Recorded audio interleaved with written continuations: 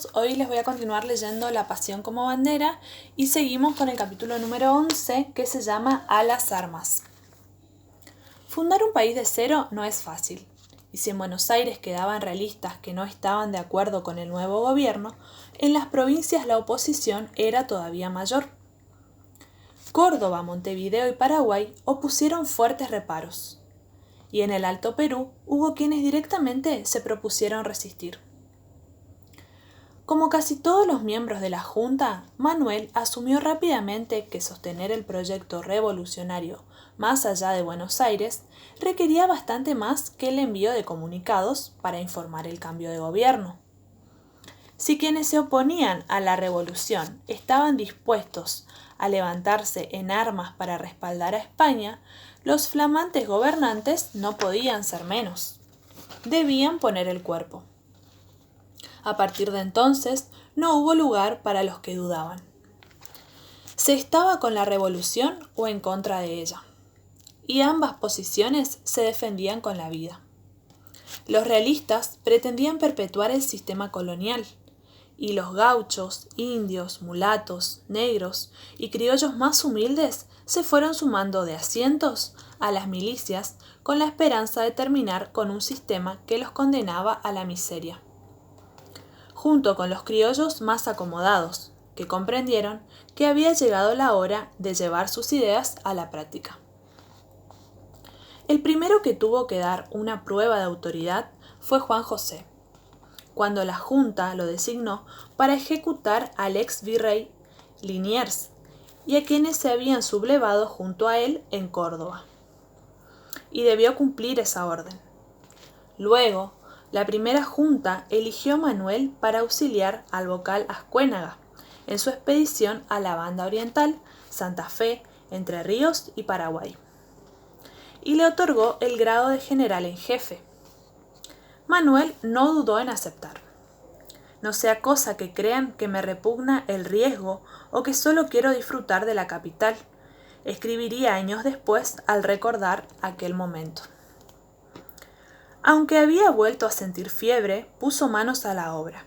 Tenía a su disposición a 200 hombres de la guarnición de Buenos Aires, de los cuerpos de arribeños y patricios, algunos del regimiento de la Estrella y del regimiento de Pardos y Morenos, y otros del regimiento de granaderos de Fernando VII. Debía liderar la avanzada sobre el Paraguay y poner bajo sus órdenes a las milicias de Corrientes y Misiones. El primer paso era San Nicolás, donde lo esperaba el cuerpo de caballería de la Patria. Luego debería sumar a los blandengues de Santa Fe y a las milicias del Paraná, con 4 cañones y sus respectivas municiones.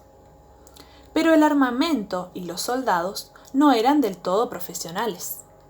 Los hombres eran más inexpertos que su jefe, y las carabinas viejas y oxidadas. Lo que faltaba de equipamiento, sin embargo, se compensaba con voluntad y entusiasmo. En Santa Fe, el ejército de Belgrano fue recibido con honores.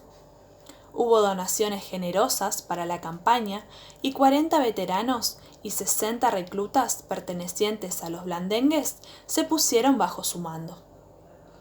Carretas, caballada y tropa llegaron a la bajada, donde recibieron más donaciones y el apoyo de 200 patricios enviados desde Buenos Aires. En poco más de 2 meses, Manuel reclutó a unos 600 hombres. La revolución avanzaba sin detenerse. Continuamos con el capítulo número 12, que se llama Pueblo Nuevo. Pelear por la creación de un Estado independiente era, para Manuel, mucho más que cambiar los nombres y los cargos en el gobierno. Era modificar sustancialmente la manera en que hasta ese momento se distribuían la tierra y el poder. Por eso entregó terrenos a la gente que quisiera trabajarlos, y hasta fundó pueblos, como Nuestra Señora del Pilar de Curuzú Cuatiá, en plena Mesopotamia. En el acta fundacional de la ciudad ordenó la creación de una escuela, que se construiría con aportes de los vecinos más pudientes. y dispuso que todos, aun los más pobres, tuvieran una parcela para trabajar. Pero más explícitas fueron sus ideas en el reglamento para el régimen político y administrativo y reforma de los 30 pueblos de Misiones, que redactó durante la expedición al Paraguay. Allí establecía que ya no habría diferencias entre criollos y naturales.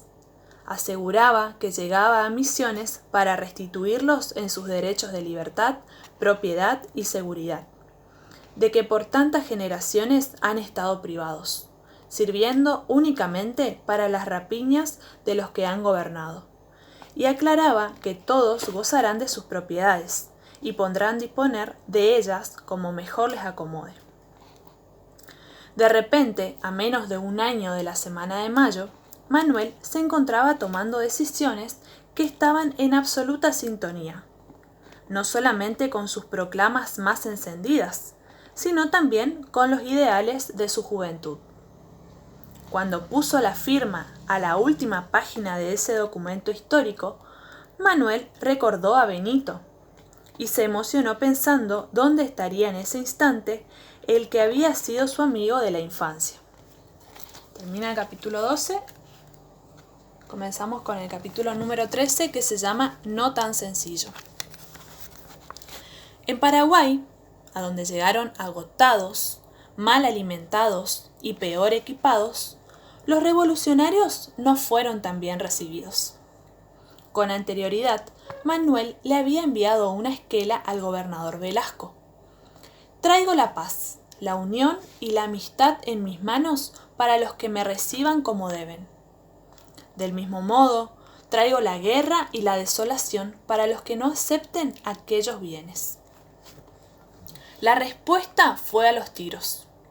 Después de 3 meses de combate, de avances y retiradas, el ejército patriota cayó derrotado en la batalla de Tacuarí. El gobierno porteño había cambiado y los compañeros de Manuel ya no lideraban la junta, que ahora estaba integrada por representantes de las provincias.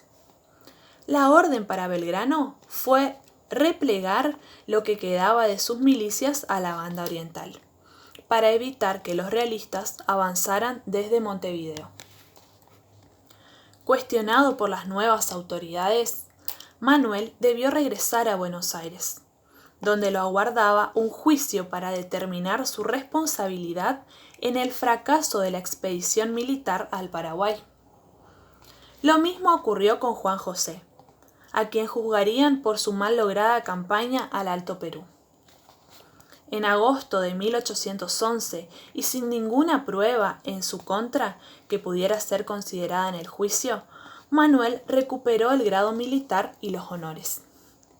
Se declara que el general don Manuel Belgrano se ha conducido en mando del ejército con un valor, un celo y una consistencia digno del reconocimiento de la patria, concluyó el fallo.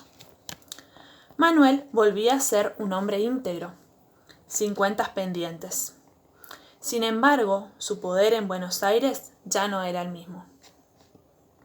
Mariano Moreno, enviado en misión diplomática a Londres, había muerto repentinamente en alta mar. Y su primo, Castelli, había contraído cáncer y ni siquiera pudo defenderse de los cargos que le imputaban. Juan José falleció en pleno proceso judicial, pobre y perseguido. Las discusiones, alianzas y traiciones entre quienes lideraban la revolución eran cosas de todos los días. Bien, ahí termina.